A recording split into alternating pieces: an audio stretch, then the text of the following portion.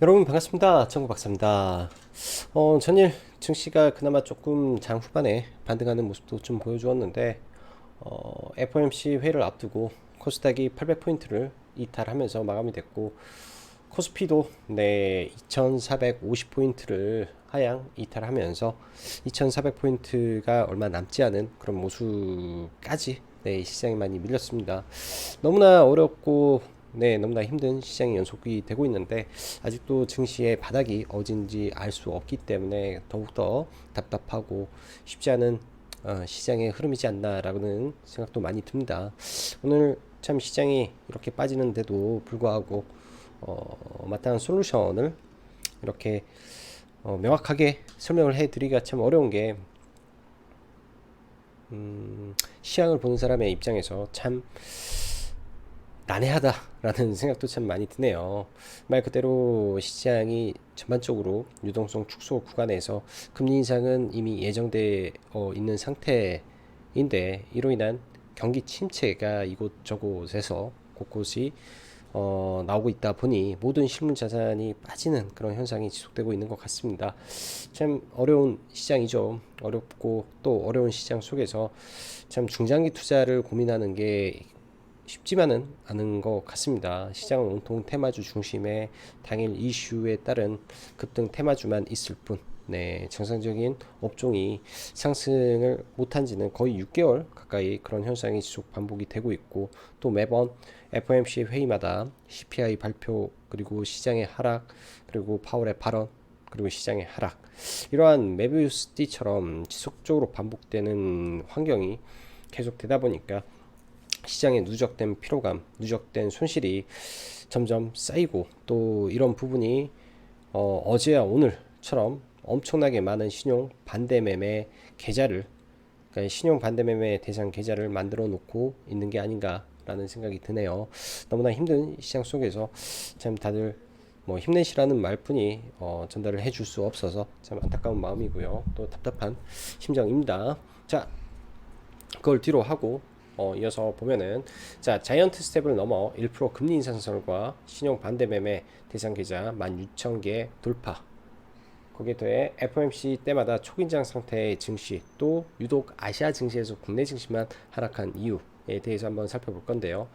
어제도 시장이 그나마 종가 무렵에 반등을 해 주었어도 하락 종목 수가 어제도 1000개가 넘은 모습 속이었는데, 오늘은 하락 종목 수가 양시장 다 합쳐서 2100개가 넘는 굉장히 아픈 시장이 연속되고 있다라고 보여집니다. 뭐 선물 누적 매도 또 1조가 넘어 버렸고요. 다시 외국인은 6월 들어서 단 한 차례도 국내 증시를 매수를 하고 있지 않은 상황 속에서 단순하게 파생 시장에서만 행동을 하고 있을 뿐 전혀 움직임이 없고, 또 여타 아시아 증시는 상승을 했는데 국내 증시만 유독 떨어지는 모습 속에서 굉장히 뼈아픈 오늘 하루였지 않나라는 생각이 듭니다. 일단 환율이 1290원이죠. 1230원. 즉 정부에서 구두 개입을 했기 때문에 1290원도 일단은 막아놓고 있지 않았나라는 생각이 드는데, 이런 부분이 정부의 개입에 의해서도 막지 못하면 1300원이 열리게 될 거라는 우려가 있기 때문에 더욱더 시장이 좀 힘든 모습으로 보여지고, 중국 같은 경우에는 오늘 좋았죠. 장 막판에 상승폭을 많이 반납은 하긴 하였어도 뭐 각종 부양책과 더불어서 뭐 경제 지표의 호조 속에서 좋은 모습을 이어가고 있습니다. 중국의 시장이 좋은 거는 러시아의 저가 원유를 싸게 들여옴으로 인해서 어찌 보면 인플레이션을 일부 회피한 영향도 있을 거라고 생각이 들어요. 미국과 우리나라와 정반대 행보를 보이는 이유에는 이런 부분이 있지 않나 생각이 듭니다. 그래서 중국 증시의 디커플링 현상을 곧이곧대로 아시아에서 우리 증시가 왜 못 돌아가나 라고 고민하는 게 잘못된 판단일 수도 있겠다라는 생각이 많이 들고요. 자, 신용융자는 여전히 21조를 돌파해 21조를 넘어 있는 상태에서 유지가 되고 있고, 고객의 탁감은 여전히 높은 수준이지만은 오늘도 개인들만 매수를 하는 모습이죠. 이 신용 잔고가 어느 정도 해소가 돼야 의미 있는 반등이 강하게 나올 텐데, 그런 부분이 해소가 되지 않고 지속적으로 개인들의 저가 매수만 들어오다 보니 시장이 더더욱 계단식 하락이 이어지는 모습이지 않나라고 생각이 듭니다. 최근 시장 보면은 급락이 아니라 계단식 하락으로 빠지기 때문에 시장이 들어가게 되면은 늪에 빠지듯이 계속 밀려버리는 현상이 반복이 되고 있고요. 그래서 쉽게 종목을 접근하기가 어렵고 장중 단타 정도라든지 그런 짧은 매매만 할 수밖에 없는 시장의 환경이 계속 되는 것 같습니다. 어찌 보면은 하락장 속에서 이런 현상인데 이 하락장이 빨리 좀 마무리가 돼야 될 텐데요. 전일 국내 증시 동안 나스닥 선물은 그나마 잘 올라가더니 패드와치에서 급격한 자이언트 스텝의 전망으로, 예를 들면 한번 봐볼까요?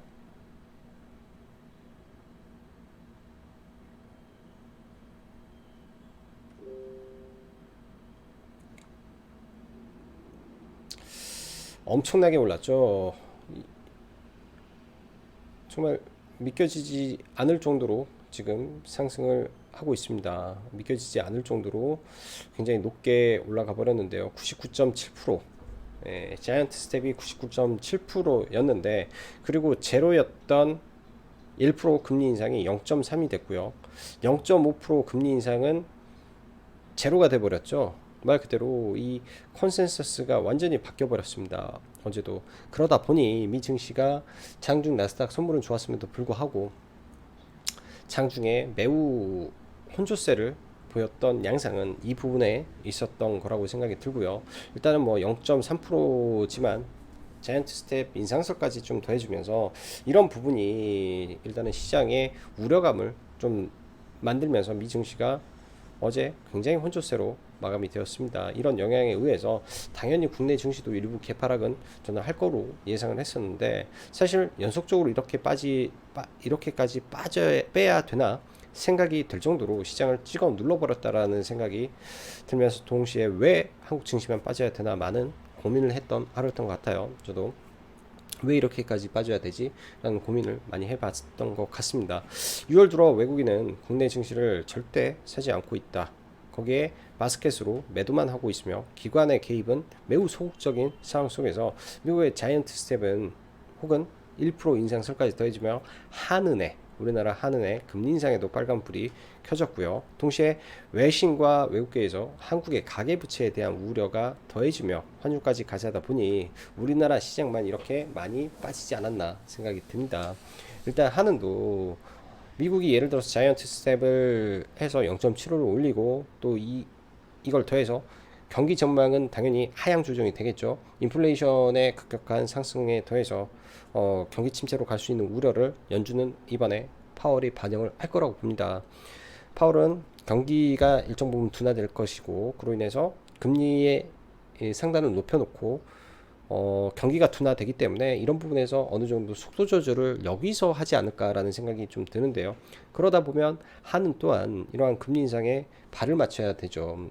한미 금리 역전 현상이 발생하게 되면 국내에서 자금 유출이 생기고 그로 인한 환율의 재급등 현상이 있기 때문에 어쩔 수 없이 금리를 동반해서 올려야 되는 이런 부분이 한국의 전 세계 1위의 가계부채를 흔들어 놓을 수도 있다라는 우려가 가세하다 보니까 국내 증시만 유독 더 빠지지 않았나라는 생각이 듭니다.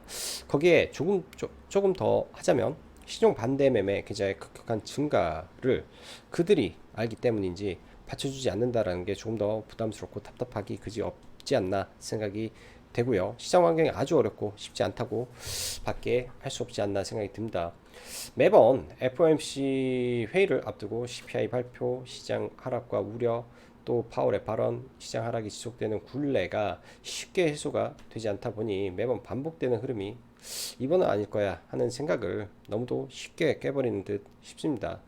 이번 FOMC에서 아마도 0.75로 금리 인상을 하지 않을까 예상을 해보는데요. 이번에 0.75의 발언은 월스트리트 출입 기자 중에 파월과 아주 가까운 사람이 작성을 했었는데, 통상 파월의 맨 앞에 앉아서 파월과 사석에서도 밥을 먹고 그런 기자가 글을 작성한 거라 신뢰도가 매우 높지 않나. 그래서 패드워치가 이렇게 적극적으로 거의 99.9%를 반영을 한 적은 없었기 때문에 반영을 하지 않았나라는 생각이 듭니다. 아마 FOMC에서 이거를 흘렸다면 미리 좀 긴장하고 대비하라고 흘리지 않았나 생각도 되는데요. 갑작스럽게 패드와치 아까 말씀드렸다시피 이렇게 올라간 거는 분명히 어느 정도 대비하라고 올리지 않았나 생각이 듭니다. 차라리 이번에 0.75 이상의 금리 인상을 차라리 하는 게 시장에 오히려 더 좋지 않나 생각이 들고요. 0.5%를 인상을 하게 되면 또 한번 그런 우려가 나왔죠. 이후에 또 자이언트 스텝을 해야 되고 이후에 또 더 많은 금리 인상을 해서 빨리 안정을 시켜야 되는데 연준이 아직도 네, 시장을 똑바로 보지 못하고 정책을 실책을 하고 있다라는 이슈가 또 만들어지기 때문에 차라리 올릴 거면 한 번에 올리고 시장이 매를 맞으려면은 가랑비에 옷 젖듯이 매 맞는 게 아니라 그냥 밀 때 훅 밀었다가 급하게 이 매물 공백에 의해서 확 올라가는 모습이 저는 훨씬 시장을 안정시키는데 큰 기여를 할 수 있다라고 봅니다. 그런 부분이 안타깝게도 좀 나오지 않다 보니까 시장이 매우 어렵고 좀 답답한 부분이라고 좀 보여지고요. 시장 불안 속, 네, 금일은 그냥 단순 테마만 상승했을 뿐 거의 대부분의 섹터, 종목 가리지 않고 투매가 이루어지다 보니까 종목적으로 지금은 안전한 섹터도 쉽게 보이지 않는다고 생각이 듭니다. 일단 시장이 우선이기 때문에 FOMC 이후 시장을 보면서 단기 이슈에 따른 종목만 대응을 해야 될 듯 하고요. 지금 막 시장이 급락하면서 올라가는 종목군들이 있죠. 그 종목군들은 반대로 시장이 바닥을 치고 올라갈 때는 전부 다 떨어질 우려가 있습니다. 그래서 그런 지금 막 강하게 올라가는 종목군들은 시장이 돌아설 때 철저하게 매도로 대응을 해야 되고 지금 시장에서 매를 많이 맞고 있는데 업종 대표주 안에서 실적도 나쁘지 않고 그리고 미래 모멘텀도 있다고 생각을 하면 그런 종목군들 버텨야죠. 네, 버텨야죠. 반면에 거품이 진짜로 많이 껴져 있어서 문제가 생겼다라고 하면 어쩔 수 없이 반등할 때 또 잘라내는 그런 부분뿐이 답이 없지 않나 생각이 듭니다. 자, 저도 힘이 많이 빠지는 시장인 것 같아요. 예, 영상을 찍으면서도 힘이 많이 빠지는 것 같은데 이어가 보면 자 오늘 장 초반부터 WHO의 23일 원숭이 두창 회의를 진행한다라는 이슈로 인해서 미코 바이오메드 상한가에 들어갔고 차백신 연구소 등등 이쪽 섹터가 좀 강한 모습. 그 다음에 시장이 안 좋을 때 해치 테마 역할을 어제도 신총홀딩스가 좀 했었는데요. 어제 상한가에 들어가다가 어제 상으로 마감했었나 아무튼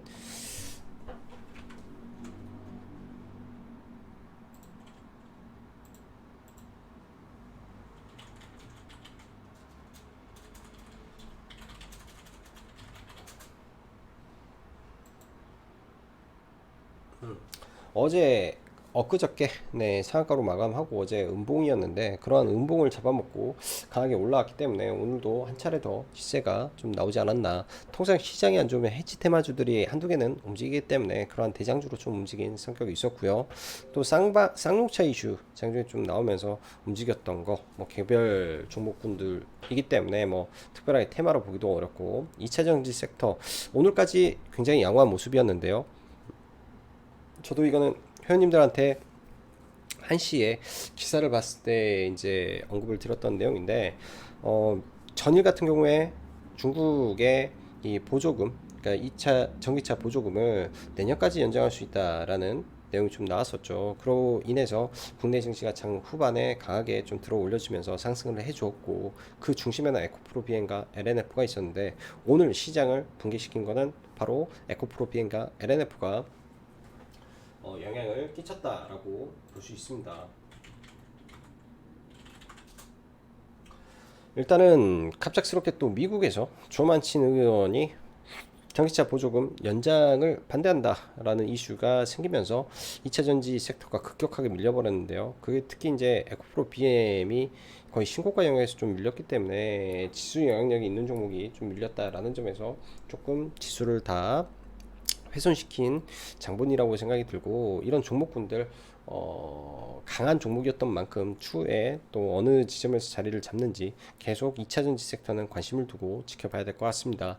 그 외에는 최근 뭐 이상한 테마들이 좀 생겼는데 공구먼이 어제 무상증자 500% 이슈를 만들면서 상한가에 들어가고 그로 인한 신규 상장주들이 정신없이 좀 올라가는 모습이 좀 생긴 것 같아요. 가온칩스도 어제 올랐다가 오늘 뭐 올랐는데 이게 계속 연속성을 띠고 갈지는 일단은 지켜봐야 될 것 같습니다. 오늘 거의 대부분의 종목군들이 다 밀려서 뭐 시장 볼만한 종목도 많이 없는 것 같아요. 일단 오늘 밤에 있을 FOMC 회의 잘 지켜봐야 될 것 같고, 지수적으로 잠시 좀 본다면,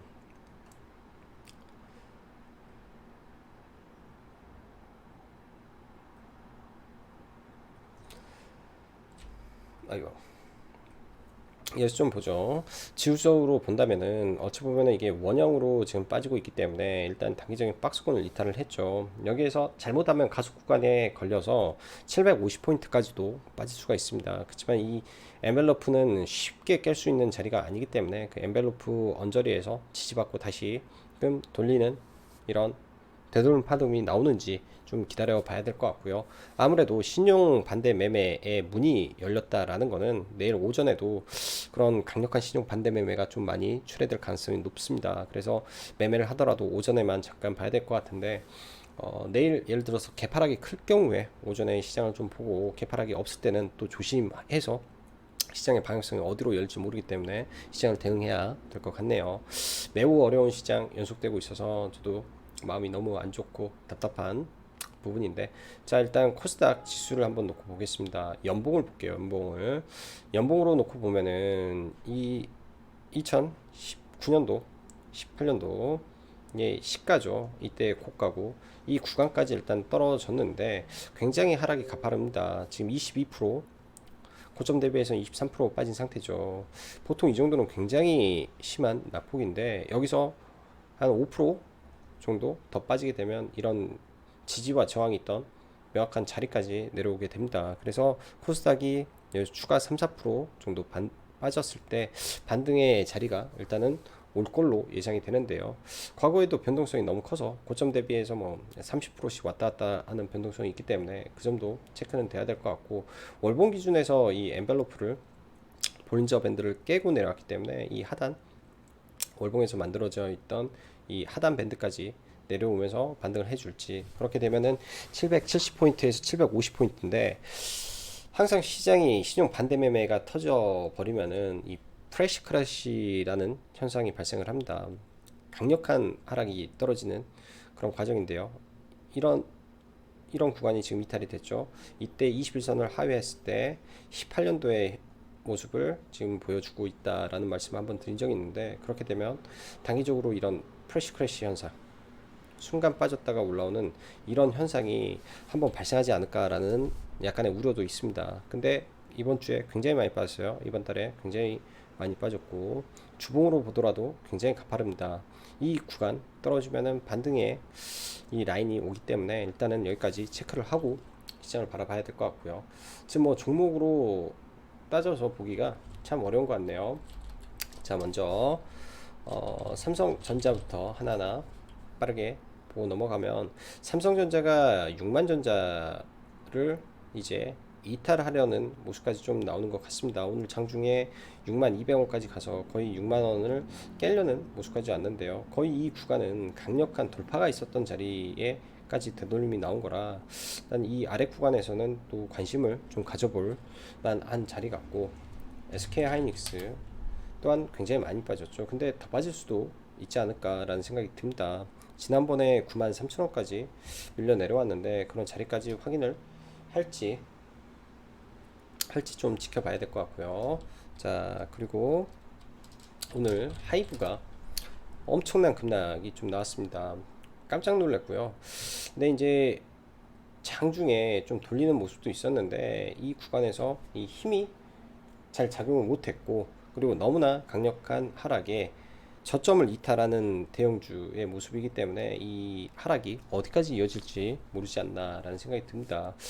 오늘은 하이브에서 아주 잠깐 매매를 했던 것 같고요. 뭐 크게 들어가지는 못했고, 이 구간에서 좀 들어가서 이런 자리에서 그러니까 돌파 지지 구간에서 분할 매수해서 뭐 짧게 한 1.5% 2% 정도 들어와서 매매한 정도 매매를 했던 것 같아요. 하이브. 그래서 하이브 급락 있었고요. 자, 그 밖에 오늘 뭐 태양광도 사실은 좋은 이슈가 있었죠. SDN이라든지 시가부터 굉장히 높게 출발을 했는데 개인적으로는 시가가 좀 높아서 이쪽은 보지를 못했던 것 같습니다. 유럽에서 원전 관련된 부분은 원전과 천연가스는 친환경에서 제외 포함하는 것을 반대한다라는 이슈가 생기면서 시장이 좀 강했는데, 일단은 갭이 떠서, 하락장에 갭이 떠서 일단 공략은 하지 않았던 것 같습니다. 근데 추후에도 이 아래 구간은 계속 지켜보려고 하고 있고요. 오히려 원전 쪽에 G2 파워가 굉장히 세게 움직였는데, 일단 유럽, 그러니까 카자흐스탄에서 원전 입찰에 미국과 일본이 탈락했다라는 이슈 속에서 다시 한번 좀 거래를 터뜨렸던 것 같습니다. 일단 지금 신규 상장주들만 시장에서 판을 치고 있고 강한 모습이기 때문에 이 종목이 내일 이 고점을 돌파하고 얘도 신고가 영역으로 갈지 일단은 체크를 해봐야 될 것 같아요. 뭐 오늘 보면은 가온칩스가 거래대금 5천억을 터뜨리고 장중 거의 상한가 뭐 22%까지 올라가는 등 엄청난 투기성 흐름을 좀 많이 보여줬던 것 같은데, 저는 거의 이런 종목군들을 오늘 매매는 하지 않았던 것 같습니다. 한 종목 물려가지고 저도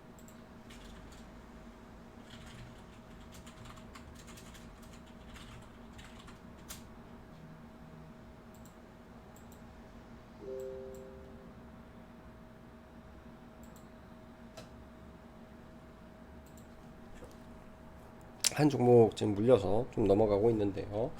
자, 이 돌파를 했죠. 강하게 돌파를 했는데, 이 돌파를 하고 이러한 갭 구간에서 바로 안 죽고 지지를 해주면서 올라가는지 그 정도만 체크를 하면 될 것 같다 생각이 듭니다. 거래 대금이 매우 많이 터졌기 때문에 이 정도, 그리고 공구먼이 무상증자 이슈로 점상에 좀 들어가 있고, 그러다 보니까 이 종목이 점상에 풀리는 시점에서 전체적인 이 신규 상장 종목의 힘이 풀릴 거로 예상이 되네요. 자, 노터스.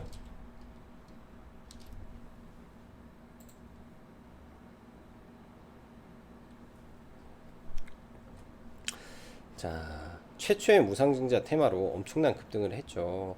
일단 아직 무상증자 물량이 상장이 되는 날이 아니기 때문에 저는 낙주 용도로 한번 지켜볼 생각이고요. 어디까지 떨어질지 일단 아직까지는 지켜만 보고 있습니다. 뭐 장중에 특히 이제 오전에 급하게 좀 밀려 내려오면 더 좋을 것 같고요. 오전에 강하게 밀려 내려온다든지. 그래서 워낙 단기간에 많이 올랐기 때문에 이런 게 뭐 이렇게 내려와서 이런 구간을 만나는 자리라면 한번 이제는 슬슬 봐볼 계획을 갖고 좀 보고 있습니다. 굉장히 빨리 올랐던 종목인데, 통상 이제 보통 많이 떨어지면 고점 대비 마이너스 70%까지 떨어지는 모습도 나와요. 종목이 지금 고점 대비해서 그러니까 위에서 18%기 때문에 마이너스 60% 가까이 떨어졌을 거로 보여지고요. 이 권리락 날까지 이 갭을 메우는 모습 혹은 이런 근처까지 내려오는 모습이 나온다면 내일 한번 관심을 두고 한번 봐볼 것 같습니다. 자, 오늘 뭐 쌍방울이라든지 뭐 수많은 종목군들이 오늘 시장에서 좀 조잡스럽게 좀 시장이 좀 움직였던 것 같은데요.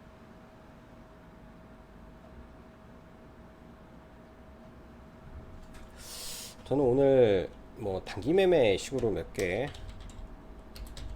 매매를 좀 했었는데, 신성홀딩스 같은 경우에는 어제 강력한 음봉이 나왔음에도 불구하고 이 음봉을 먹고 좀 올라갔죠. 그렇다면 시가부터 이 음봉을 돌파하는 모습으로 나왔기 때문에 굉장히 강했던 모습이었습니다. 너무나 빨라서 바로 접근을 못했고, 이 음봉의 윗꼬리를 돌파하는 지점에서 들어갔죠. 어제 고점 구간에서 그냥 추격 매수를 해서 분할로 좀 매도를 하고 나왔고요. 뭐 뜬금없는 종목분들이 좀 많았던 것 같아요. 오스템이라는 종목을 또 매매를 한두 차례 했었는데, 이거 같은 경우에는 윗꼬리가 좀 심하죠. 바디프렌드의 이 2,400억 투자 이슈 속에서 과거에 바디프렌드 2대주주가 부각이 되었던 점이 있었기 때문에 그걸 보고 그냥 시황 매매 정도 했던 것 같습니다. 그 외에 뭐 일부 현대로템이라는 종목은 좀 들어가서 약간 물려버렸고요. 좀 들어가서 물려버렸고, 그 밖에 KGTS라는 종목을 장막판에 좀 매매를 좀 했었는데, 이슈가 있었죠. 오늘 KGTS에서 뭐 자금을 5천억까지 확보한다라는 이슈 속에서 갑작스럽게 시장에 급등이 좀 들어와서 한 차례 매매를 하고, 장 막판에 기대감이죠. 시장의 기대 심리에 의해서 다시 좀 들어올려서 딱 정확히 이 고점 근처에서 그냥 전량 매도를 했습니다. 큰 의미가 없기 때문에 이런 매매가. 근데 이 추세의 추세의 돌파 흐름이기 때문에 돌파로 본 거죠. 여러 번의 이 고점을 돌파를 하려다가 갑작스럽게 이런 고점을 이슈에 거래 대금에 의해서 거래량에 의해서 돌파가 나왔기 때문에 그래서 매매를 했던 것 같습니다. 그 밖에는 뭐 종목군들 오늘 너무나도 많은 종목군들이 뭐 지지부진한 흐름이라 거의 시장 참여를 안 하고 그냥 관찰만 하는 정도에서 끝났는데요. 종가의 세아 메카닉스 정도 하나 들어가서 어제 사실 세아 메카닉스를 조금 물려서 개인적으로 좀 넘어왔었는데 이때 매매하고 어제 매매해서 물려서 넘어왔었는데 장막판에 좀 추가 매수를 해서 분할 매도하고 시간 외에 전량 매도를 다 했습니다. 시간에 일단 전일 상한가 구간에다가 올려놨는데 지금 시황 자체가 불안하기 때문에 이 상한가 구간에 올려놨는데 시황이 불안하죠. 그래서 시가 올려줄 때 그냥 첫 타임에 전량 매도를 하고 마무리를 쳤던 것 같습니다. 지금 다 좋은데 시황에 문제가 생겼기 때문에 종목분들을 참 오래 끌고 가기가 너무 어렵지 않나 라는 생각이 드네요.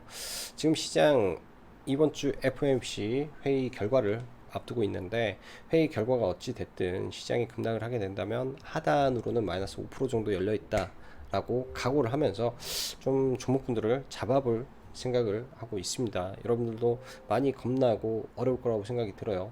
굉장히 공포스럽고요. 저도 가지고 있는 종목분들 막 짜증스럽게 많이 떨어지는 종목도 굉장히 많아서 피로감도 많은데 잘 극복하시고 매번 주식시장에는 이런 위기와 공포가 연속된다라고 생각이 듭니다. 그런 부분 잘 이겨내셔서 좋은 결과 있었으면 좋겠네요. 자, 오늘도 수고 많으셨고 여기까지 장구 박사였습니다. 감사합니다.